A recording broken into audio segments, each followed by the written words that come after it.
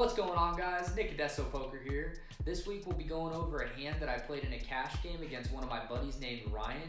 It was a doozy to say the least. We got chips in and we had some good strategies, some strategies, some things that we're going to go over. I'm going to go ahead and give the commentary on the hand, and then afterwards we're going to use the whiteboard right here so that I can go over a lot of the deeper level thinking as far as what I was thinking throughout the hand, the mathematics side of it, the equity, all that kind of thing, and that way we can get a better understanding as to why I played the hand. So we're going to go ahead and get into that video. Please go ahead and like and subscribe to the channel, and let's get into it. We're going to go ahead and start this off with Andy dealing our cards out, giving us our whole cards so we can go ahead and get this hand started. We have Ace-4 offsuit in the big blind. Not a great hand, not the worst hand. Sometimes we're going to defend, sometimes we won't. It kind of just depends on the action, pot odds, all that good kind of stuff. So it's going to go to our under the gun player, which is Garrett. He folds. Then it goes next to Ryan in early position. He's grabbing some chips here. Looks like he's going to put in a raise. He raises to 40, which is a 4x raise with the blinds at 5-10. Goes to the next few players. Now it's on the button, and the button folds. Next is small blind Mikey. Looks like he's pondering on what he's going to do, maybe calculating some odds himself. There is 55 in the pot, and he's got to call 35 in order to play in the hand. So he's checking, making sure everybody folds, it looks like, and meanwhile you see me mad dogging, taking a look at what he's doing, as I do with everybody, and he makes the call. So that brings 90 to the pot. That kind of brings a no-brainer decision on me to just call 30 more into 90. So we're getting good pot odds. We go ahead and make the call, bringing the pot to 120. And now we get to see a flop, and the flop comes 4, 6, 10 rainbow. And this is actually a pretty good flop because we get bottom pair, which doesn't sound like much, but on this board, it does favor our range a lot more than our initial raiser. So the small blind checks. We're deciding on what we're going to do. Like I said, it does favor our range, for those ace kings, ace queens, king queen, king jack, all those kind of hands that were not pairs. They definitely missed the flop. So we go ahead and put in a decent sized bet here of about 52-53%. Put 65 cents out there. Go ahead and put that bet in there. See if we can put some pressure on those holdings that we discussed. But our opponent elects to make the call. So he wants to see a turn card. We want to see a turn card. So let's go ahead and bring that turn card on. So we're gonna bring that on after Mikey folds. So Mikey folds and we get to see the turn. It is the 7 of hearts. So now a flush draw is on board and a straight got there. So the straights that could be there, 5-8, maybe 5-8 suited or 9-8 suited, those could be some definite possibilities, but guess what? That favors my range. So guess what? We're gonna continue to put on pressure to the initial raiser, which would be Ryan. See if we can get some fold equity out of those, ace X holdings, king X holdings, stuff like that. So we put in 115, bringing the pot to 365. So this will put pressure even on, say Jack 10 or Queen 10, King 10, hands like that, because there is a flush draw on board and I could already have a straight at this point. So he thinks, and it looks like he elects to call. So he calls the 115, bringing the pot to 480, and we get to see a river card. So Andy goes in and burns and turns, and he gets the river out there, and we have aces up. So this is pretty awesome looking. If he had, the ace king or anything like that, now he's made top pair, but top pair is no good. If he has a 10, it's no good because now we have 2 pair. And if he has any hands like 8s, jacks, possibly 9s, kings, queens, any hands like that, we're definitely smashing those hands. So we're going to go ahead and put in a thin value bet here of 165, see if we can target those lesser holdings, essentially see if we can get called with less. And that's exactly what you want to do in this point. See if you might be able to get called with, something light, and that's what you're going to get called with most of the time here. So Ryan shows his cards to somebody that's watching, and that definitely does, speak to me that he's worried about his hand, that it may not be good. So I'm feeling pretty good about my aces up at this point. He's thinking, but he reaches for some chips. So we're going to go ahead and see what he has here, it looks like. And he's pricing out the call. He calls, and we so graciously flip up our 2 pair, and he looks at it and he says no good because he has a set of 6s. So not exactly, as you can tell in my expression, not what we were thinking, but hey, such is life. We're going to go ahead and explain as far as some of our reasoning how we played the hand.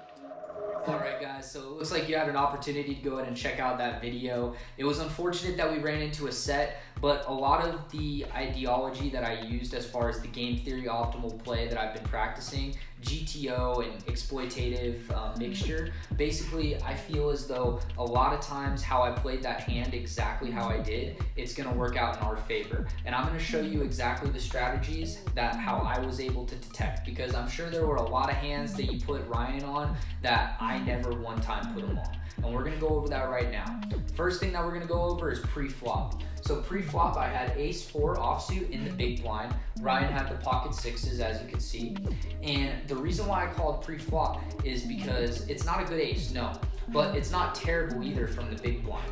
So you have to think, okay, how much equity do I have? Well, against a middle pair like what Ryan has, I have about 30% equity against his 70. So it was 90 in the pot, and I only needed to call 30 more, which is essentially giving me the equity that I needed. So I make the call. So we go to the flop, and it's 4, 6, 10 rainbow. So I flop bottom pair, not that great ordinarily, but all of the hands that you would typically put a early position raiser in on would be ace king, ace queen, ace jack, those type of hands, king queen, king jack, you know, maybe queen jack, something like that. But they all missed. So all of the premium non-pocket pair hands basically missed on this flop. So what we're gonna go ahead and do here is we're gonna put max pressure, bet 50% pot or 52% pot basically, and get some fold equity out of those hands. So that's what we go ahead and do. So we go ahead and bet about 52% pot, and Ryan calls. Okay, so now we're thinking, all right, maybe he has like jack 10, maybe he has, you know, maybe he has pocket 9s, pocket 8s, maybe he has queen 10, king 10. He probably doesn't have ace 10 because guess what? We block it. So that's what he could have at this point, or he could still have ace king, he could have ace queen, wanting to peel off a card, okay? So then we go to the turn card, and now it's a 7 of hearts. So this is a very interesting card because it brings in a flush draw, but it also brings in a straight. But do I believe that Ryan has a straight? Absolutely not, and here's why. What straights are there? He could have 5-8, 5-8 suited, we'll say, or he could have 9-8, 9-8 suited. But who's more likely to have that card, me or him? Well, it's definitely me being in the big blind because I'm going to call with those type of cards in the big blind to try to bust him on his bigger hand. He's not going to be raising an early position with 5-8 or 9-8 suited because the opportunity for him to get 3-bet or anything pre-flop, it's just going to be immense. So he's going to have to throw that hand away. It's not a good investment. So that's why I don't believe that he has it. So what we're going to go ahead and do here is we're going to apply even more pressure on a 10 or on the 9s or possibly pocket jacks, pocket queens, pocket kings even. We're going to put pressure on that by continuing to barrel on that card because now we can rep a flush, we can rep a straight, and then on top of it, we still may have the best hand if he has those hands that we were talking about with just the 4. So that's what we go ahead and do. So we go ahead and bet the 45%-ish pot on the turn, and he calls. Now we're a little bit concerned. We're like, okay, you know what? But nothing to worry, because if a heart comes, that's when we're gonna lose it. We're gonna bet a lot, we're gonna rep that flush. So we're gonna go ahead and see what that card comes. And the next card comes, the ace of diamonds. So the case ace, that brings us aces up. That gives us supposedly the money, so we thought. But you know, that gives us a lot because if he has those ace-x holdings, now he has top pair, but we have aces up, so we're gonna beat that. But you know, no flush draw got there, but you know, that's a tough thing not to bet. So we have aces up, but also he stuck around with us until this point. So part of it has to think in our mind, what if he does have a funky hand? What if he does have ace 10? Unlikely, but what if he does? I mean, we do have the ace that blocks it, but what if he does? So what we're gonna go ahead and do is we believe that we have the best hand, but we're gonna put in a small bet, a blocker bet, if you will, that basically blocks him from betting massive. So the scenario would be if we would have checked it to him, Now we're giving him the opportunity to put a bet that we don't want to call. What if he decides to throw out a bet like, 3/4 pot? We're not going to want to call that because that's sketch. There's a lot of stuff on that board that could beat us, and he, on top of it, he had the set, so which we didn't know at that time, but so that's how we played it. So we went ahead and we bet about 33% pot, so about quarter pot is what we bet, a blocker bet if you will, and it made him think about it. It made him think whether we had the straight or what was going on, and that's how we played it. But that's basically what my logic was. There were a lot of hands that I could put him on and a lot of hands that I could not put him on.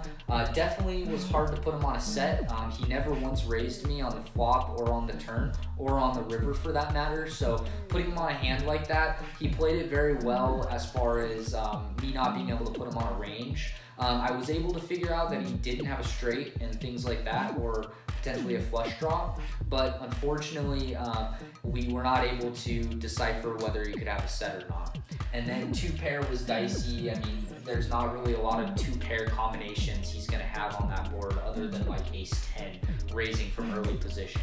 So that was the logic there. I appreciate you guys checking out, and let's get better together. That's what we're here for.